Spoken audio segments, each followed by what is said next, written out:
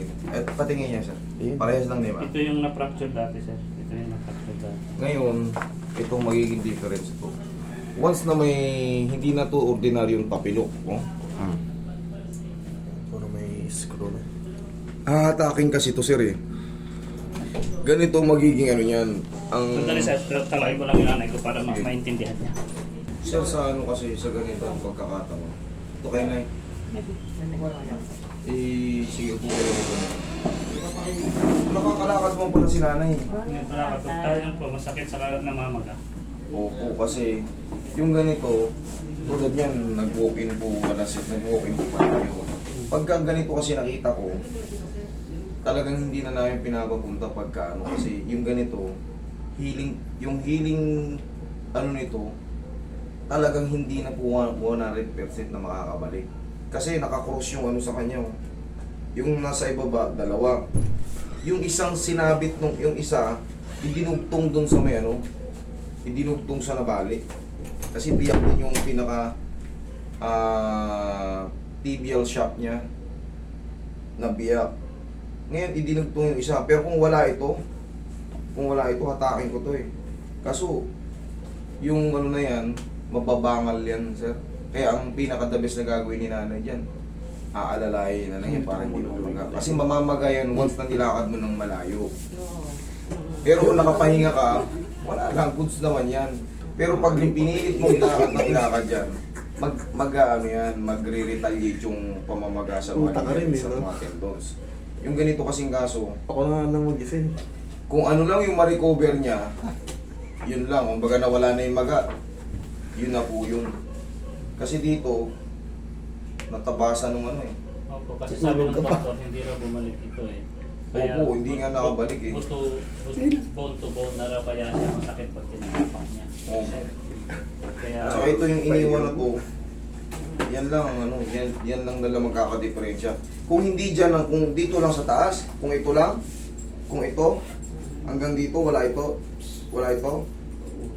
atakin ko yan eh. Kasi ito hindi umabot oh. Buti nga ito hindi pinalagpas eh. Yan mga yan, hatakin ko yan. Pero itong isa na to, yun ang magkakaroon tayo ng Yung kulay dilaw daw. magkakaproblema tayo pag hinatak Yung dilaw. pahinga. Yung naka-plastic. Kasi ano yan eh, tutunog yan eh. Eh madalas ko namang ginagawa yun. Kabisado ko na yun yan. Aangat yun. Tapos dudula sa magandang posisyon yung talos joint. Ganun talaga nira-round twist ko para talaga kumbaga makapaglaro na maayos. Kasi ang laro ng talos joint, siya ang may control sa ganyan. Pero kung yun nga, naapektuhan sa operation yun, para dumikit, kasi basag eh, idinikit nila ng pilit. Ang habol ng doktor dito, ng ortho, at least buo yung paa ni nanay at makakalakad siya. Ang consequences nga, hindi siya pwedeng maglakad ng malalayo. Kumbaga, i-reserve niya na yung tayo niya, lakad niya. Siguro, banyo lang, lipat sa lamesa, lipat sa higaan, ganun lang. Pero yung normal na kayo na ginagawa natin, puntang palengke, labas dito, makakalakad siya, pero pag uwi niya, maga. pero sana kung naibalik nung bago pa lang. Kung tinanggal to, yung clip na to, kung nag-heal to, kung tinanggal to, pinatanggal nyo, pwede kung ano yan. Pero kung hindi tinanggal yan, sasabit kasi yan, sir, to yung tornilyo na to. Yung screw na to, sasabit sa buto yan. Tatanggalin sana dapat lahat yan nun eh, pero hindi niya natanggal. Hindi niya natanggal kasi daw, yung ipilit niya, baka mag-track daw uli. Yun nga po, ito lang din yung nirereklamo ko. Pag tinanggal, pag hindi yan tinanggal, pag hindi. Kasi nag-heal naman yan eh. Ang problema, sabi ni Doc, talagang very fractured. Kumbaga, durog na durog, kaya hindi ko pwedeng tanggalin yan. Mababaklas yung paa ng mama mo. Eh, dito okay na eh. Yung tinuturo ko, yun pa rin yung naiwan. O yan oh, ito. Sasabit kasi yung dulo niyan pag hinatak. Magkikreate ng bagong pamamaga yun. Bagong pamamaga, magkaano yung ano, magdudugo yung buto ng nanay. Tapos yung ganito, maangat pa yan. Yan ang pinaka consequences natin dyan. Yun pa yung naiwan. Pero kung yung dito naiwan, ito wala ito. Ito kasi yung binabanggit kong talos joint. Ito. Sasabit kasi yan dito. Pag hinata ko sa sabit dito yan, mababangal to. May crack siya dito before. Ito yung talus joint, siya may control sa ganyan, ganun, ganyan. Angatakin ko yan. Pagka hinata ko yan, sasabit. Pag sumabit, siyempre, mababangal yung buto nyo. Mas marupok ang buto ng mas maedad. Easy to fracture again. So, pag na-fracture again, lumpo again. Okay? Sir, I'm sorry, pero kita nyo. Kasi ito, sir kasi taga Isabela. Hindi ko talaga na to. Sa ano pa lang, sa telephone pa lang, paliwanagan ko na kayo. Kaso walk-in sila. Para hindi kayo gumastos. Kasi mag-uusap tayo ron eh. Pag nag-book kayo, titignan ko kung uubra pa yung method ko. Pag hindi ko uubra, hindi ko na kayo pabiyahin. Ang pinakagagawin nyo lang dyan, tuturuan ko lang kayo ng ano, maaring igagano nyo si nanay, cane or wheelchair. Kung may wheelchair kayo. Makakalakad naman yan si nanay. Kaso, reserve lang. Hindi siya pwedeng malayo kasi mamamaga at mamamaga siya. Tatayo siya, o lilipat lang kunyari sa higaan, o sa banyo, punta siya sa banyo. Wheelchair again. Ang mahalaga, healthy na si nanay. Hindi naman masakit yan eh, pag nakapahinga kayo, di ba? Oo. Ganun lang ang magiging to. Talagang malilis na yung lakad ni nanay. Kasi basag-basag eh. Kung hindi lang to ganito, karatihin ko to. Hindi. Sasabit, magdudugo ulit. Problema, may stress ulit si nanay. Babalik yung memory ng basag nito. Back to zero tayo. Pero hindi ko naman gagawin yun. Siyempre, nakikita ko na nga alam kung sasabit eh. Hindi ko gagawin. Yun ang method ko, sir. I'm sorry. Yung ganyan naman, yung sa akin naman yung ganitong tulong. Hindi naman ako naniningil sa ganyan. Ang gusto ko lang, mapaayos din yung ano, maturuan ko kayo ng diskarte kung anong gagawin niya. Para hindi na siya ang matanda kasi pag na-stress yan sa sala, sa kirot-kirot, mangangayayat yan sila.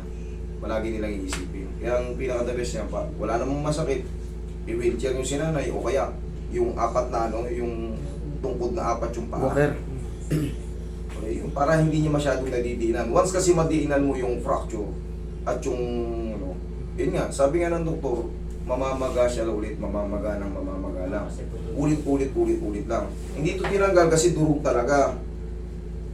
Kasi hindi niya napilit na hindi niya maalis daw. Kaya hindi na niya inalis. Sumasabit nga, mami. Sasabit nga. Kaya hindi niya na inalis, sasabit. Sabi niya, baka pag inalis, baka lalong hindi nakatawa. Kita mo. Ayun, doktor na nagsabi. Aalisin niya lang. Ako, hahatakin ko yan. Mababangal ko yung buto niya. Next week na po available. Di, kawawa si nanay. Yan na lang. Yun talaga ang consequences yan. Once na nadurog yung buto nyo, meron talagang pagkakataon na Pag-represent ko po yung report. hindi kayo magagaling ng 100%. Dito lang po sa naga. Naiwan yung Pero ito, importante. Sasabit nga rin eh. Doktor na mismo nagsabi, hindi niya na yan kasi mababasag talaga yung buto nyo. Kasi yan nga yung may control sa ganun. Siya yung busy. Siya yung busy. Pag ginanong-ganon mo, siya yung busy. nandito yung bakal. Oo, nandyan. Sasabit yan pag hinata ko. Nandito yan kaya nga hindi niya na. Kasi pag ginano niya, nandito yan, nandito. Kaya ito sasabit ito. Kaya nga hindi niya na ma-screw eh. Hindi na niya ma-screw eh. Hindi, kasi namamaga yung paa ni nanay. Ito kasi buto lang to eh. Siyempre, pag puno-puno ng may gaganyan mo yan, pwede mong ilihis. Siyempre, fix yan eh. Nagaganon ko lang to kasi may joint ng artificial yan eh. Hindi mo may ganon-ganon. Okay? Alin pa? Ito yung ko, dito yung sa likod ko, tumba ako. Pati hindi mas dahil kung yung likod daw niya sumasakit kasi natumba siya sa wheelchair. Bakit po pala kayo na-fracture? Ang tanong. Nangulog ako sa hagdan. Inakyat ako. Sabi nga yung hagdan na Yung kahoy lang na marupok na yung natapakan niya. ngayon naiano itong pa ako. Lumabas ito eh. Sabog. Lumabas yung buto. Kailan kayo nadali? Yes po. 2022. Ilan taon na kayo ngayon? Naka-schedule po ito no? 6 na. O 70 po kayo nalaglag, talagang brittle na. Kasi kung tayo lang yun nalaglag ng gano'n, hindi ganun kalala. Lagpas pa po. Hindi durug-durug. Pag syempre pag may edad, brittle Yes, na yung ma'am. buto, malutong. Kaya nakita nyo talaga lumabas yung buto, Ngayon, yun dyan, Nagsin bumagtog na pa po yan. siya yung Oo, atas, di ba? nagkambas yan pag gano'n. Walang fracture dyan. Ay, Wala naman nag-commit na Pero po. simula nun, nung nalaglag kayo, doon na yan sumakit. Hindi, ito lang nung naka-walker. Sige po, pag nasa SFL po, tawagin niyo po ulit ako. Humps. Natumba siya. Pag nasa SFL, pinakayo kayo po. Salamat. Sakit. Masakit po. Ano? Ano? Hindi kayo na-fracture din again. Hindi naman siguro. Kanya lang na nagagalaw ko naman eh. Hindi porkit nagagalaw natin, mami. Siyempre may portion na yung mga ribs natin dito, pag yun ang tumama, naghihilo naman siya kaso pero yung pagka mga mild crack lang, sabihin nyo kung masakit, hihimuasin ko yung buto nyo.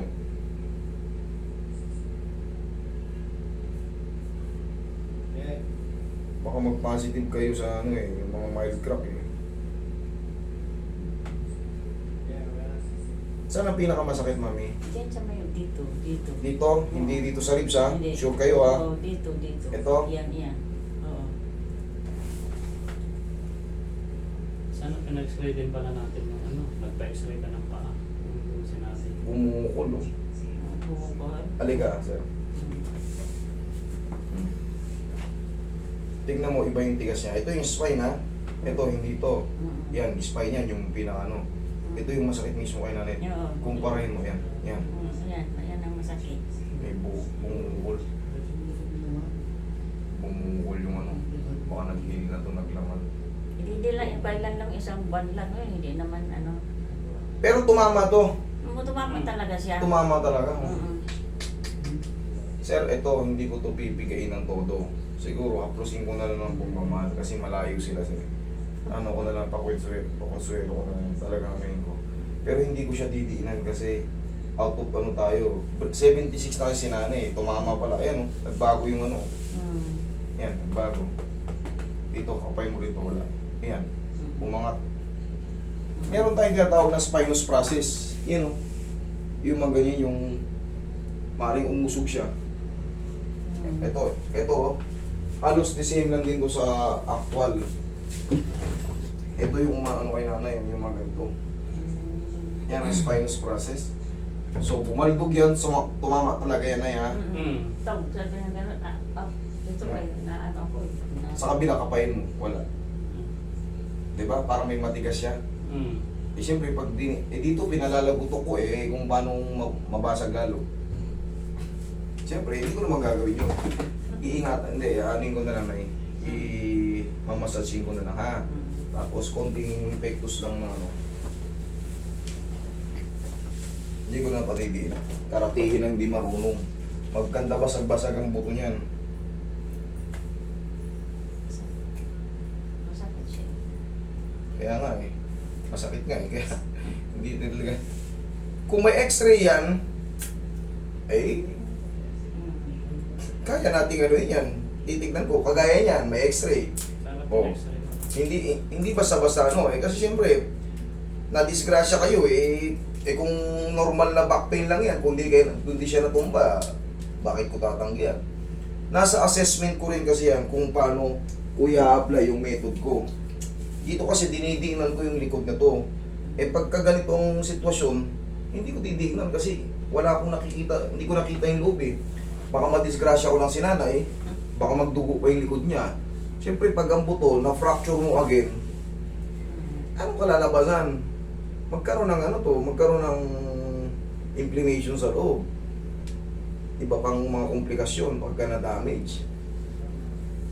Yan, tapos ng pagmamahal lang muna ma-receive yun Pasensya na kayo, wala kayong x-ray. Ganito talaga, kapag disgrasya, medyo careful talaga ako kasi hindi ko na maibabalik to. Hindi ko na maibabalik pag na-damage ulit. Uoperahan kayo, sa edad yung ganito, operahan pa kayo, wala na. May stress kayo. Likod, operahan, hindi po pwede. Hindi kayo makakahiga nito pag biniyak to. Kaya pinaka-the-best ito, haplos. Pagka umuwi kayo sa inyo, may kumikirot, ganyan-ganyan nyo lang, huwag nyo nang padiinan, ganyan lang. Yan, yung diing lang, parang medium type lang.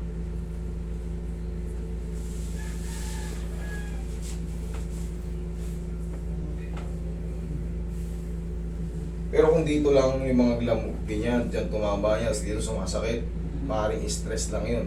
Pero dyan tumama raw eh.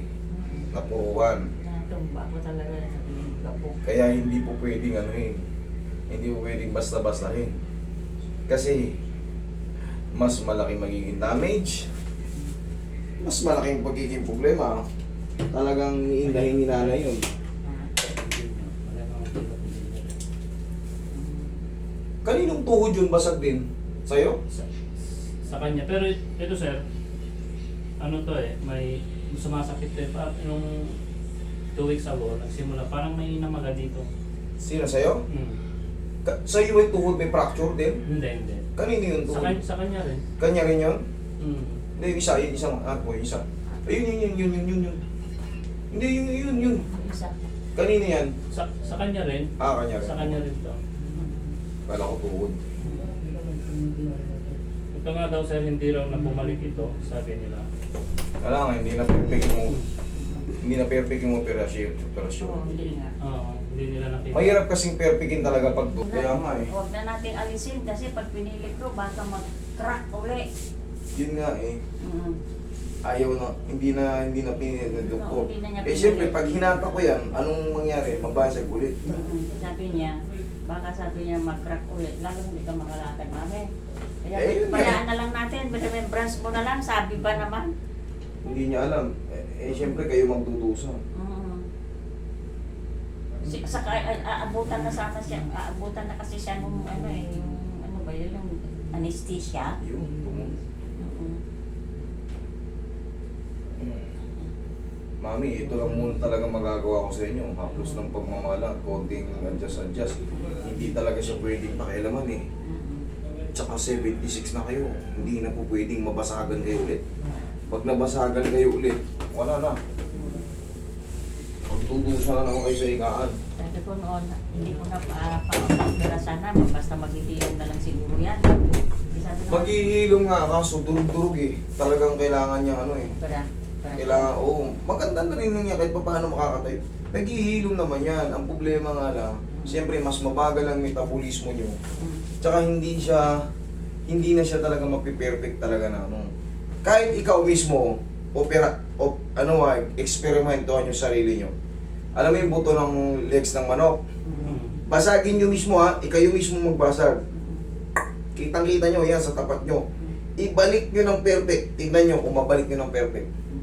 Hindi mo may babalik kasi yung mga buto natin may mga tulis-tulis yun. Kahit ikaw mismo magbalik, hindi mo maibabalik ng 100% yun. Talagang sasala yun, may nakaangat. Pero pagbata ka pa, maghihil pa ng... Pagbata ka pa, syempre, pupunuin ng kalsipik yun. Titibay ka ulit. Eh pag umidad ka na, taon ang bibilangin bago mapuno ng kalsipik yun.